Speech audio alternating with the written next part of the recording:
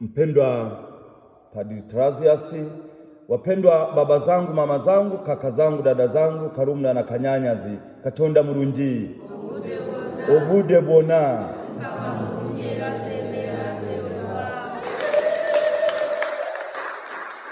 Wazo letu, sura isifutike. Sura isifutike. Mwambie jirani yako, sura isifutike. Sura isifutike. Tunasoma katika kitabu cha Marko, Injili ya Marko sura ya 12 mstari wa 13 hadi wa 17. Bwana wetu Yesu Kristo aliwauliza, ni sura ya nani na anwani ya nani? Walitaka kumuuliza, je, walipe kodi wasilipe kodi kwa Kaisari? Akasema, leta sarafu. Hiyo ni sura ya nani? Hiyo ni anwani ya nani? Wakasema, Kaisari. Ndivyo hivyo tulivyo. Sarafu ina sura ya Kaisari, lakini sisi tuna sura ya Mungu. Wewe una sura ya Mungu, mimi nina sura ya Mungu, yeye ana sura ya Mungu, wao wana sura ya Mungu. Lakini sura inaweza ikafutika kwenye sarafu.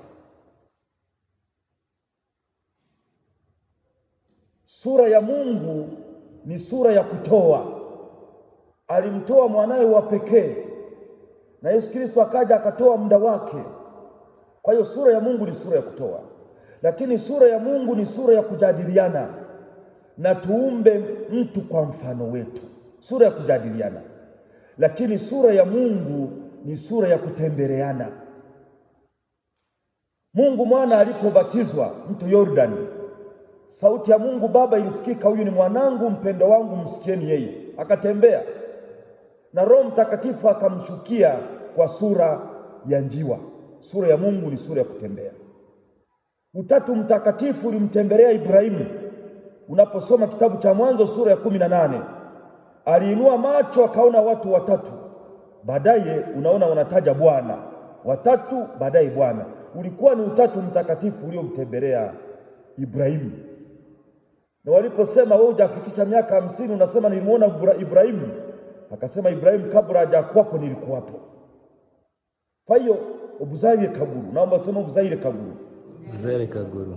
Kwa hiyo mahusiano ya kindugu ni kutembeleana.